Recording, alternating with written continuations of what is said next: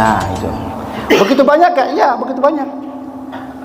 Terjadi salah satu ketika Adam berangkat lagi ke tanah suci ini, perbekalan mereka, ada yang mengatakan dia bawa apel banyak. Jadi bekalnya bawa apel, Pak, buah. Ternyata sampai kota Mekah, setelah usai melakukan manasik, apel yang dimakan biasanya manis berubah rasa menjadi kecut. Sinyal. Ada apa kira-kira ini? Penuh tanda tanya Adam dan Hawa. Ya, ada apa kira-kira ini? Feeling dia ada yang tidak beres, ada sesuatu bencana, bala malapetaka yang menimpa keluarganya. Kemudian dia pergi, ya, balik pulang, benar Bu, anaknya lagi terbunuh bernama Habil, yang membunuh adalah kakaknya Kabil. Nah itu dulu peristiwa itu ya. Dalam satu riwayat, Adam setelah usai melakukan ibadah haji itu, dia diberi lentera, lilin gitulah ya, berupa hajar aswad, putih banget waktu itu, putih, saking putihnya itu kayak permata ya, yang berkilau-kilau, yang bersinar, yang memberikan sentolop senter cahaya untuk Adam.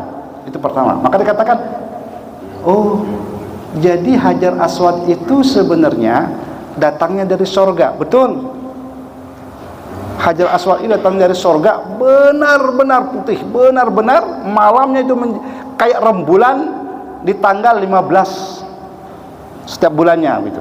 Sehingga dia bisa menyinari, bisa untuk menjadi penerang buat Adam dan Hawa.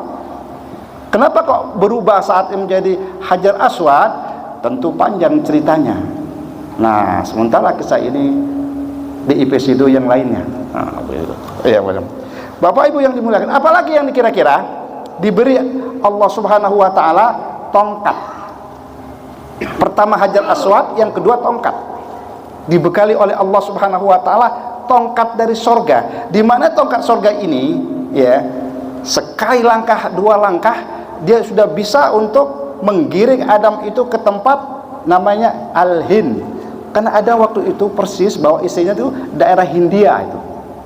Karena situ memang daerah subur. Ya.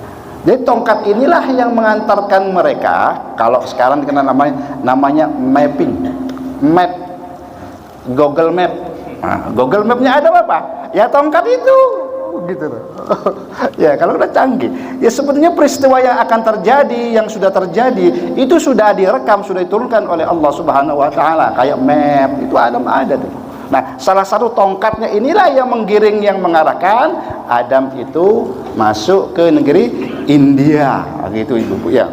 Ya, mudah-mudahan kita bisa untuk menjadikan satu motivasi dalam haji ini, ya, bercermin ke sejarah-sejarah para nabi, bahwa yang namanya haji ini bukan masalah baru, tapi dia masalah yang dulu-dulu dan menjadi tongkat estafet sampai ke Rasulullah SAW, sampai ke kita. Nah itu yang perlu ya kita syukuri, ya kita nikmati dan kita jalani apapun yang akan terjadi, begitu tuh ya. Contohnya Nabi Adam, ya sudah 70 kali dia itu memberikan. Lantas kalau pertanyaan, apakah Nabi Adam ada larangan ihram? Oh tidak. Apakah dia waktu itu juga pakai ihram? Juga tidak. Ya, jadi Nabi Adam itu belum turun perintah larangan ihram, ya, yang namanya untuk wanita, ya, tidak boleh memakai sarung tangan, untuk wanita tidak boleh menutup muka, untuk lelaki tidak boleh memakai pakaian berjahit. Untuk lelaki dan wanita tidak boleh memakai wangi-wangian dan seterusnya. Apakah itu ada? Belum turun perintah itu. Nabi Ibrahim juga ada? Belum turun perintah itu. Nabi Ismail juga ada? Belum turun perintah itu. Adam haji, Ibrahim haji, Ismail haji. Pastikan setelah Nabi Ibrahim melakukan ibadah haji dan umrah, semuanya para nabi itu diperintahkan untuk umroh dan haji. Nabi Ishak juga haji, istrinya pun yang bernama Ribqah juga haji. Ibrahim bersama Sarah pun haji. Jadi haji ini adalah memang ibadah para nabi yang terdahulu. Ya, semenjak manusia perdana turun di bumi ini juga haji. Maka kita bangga sekali ya. Kita harus senang, kita harus sambut ya. Pekerjaan ini adalah pekerjaan yang sangat mulia, yang sangat dahsyat, tidak tertandingi dengan agama apapun. Nah, itu dia Bapak Ibu. Ya. Kenapa kalau kita diperintahkan haji sesuai dengan Rasulullah sallallahu alaihi wasallam? Ya karena haji itu kan dua syaratnya. Ibadah itu kan dua syaratnya. Ikhlas lillahi ta'ala, at-ta'assi bin nabi, betul-betul mengikuti langkah-langkah Rasulullah. Karena Rasulullah sallallahu alaihi wasallam lah yang menjadi guru panutan kita di segala sektor ibadah. Sektor ibadah sedekah, lihat Nabi. Sektor ibadah salat, lihat Nabi. Sektor ibadah haji, ya lihat Nabi.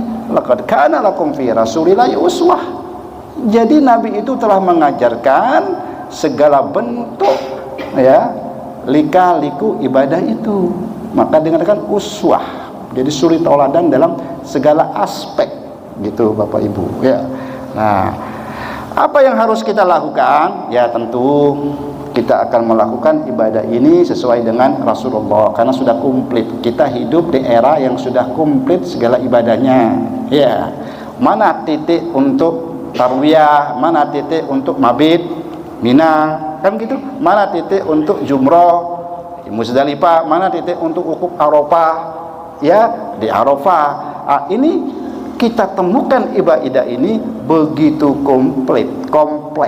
Tinggal kita mau nggak mentaati, mau nggak untuk mengikuti, begitu saja. Ya tentunya mau dong. Karena apa?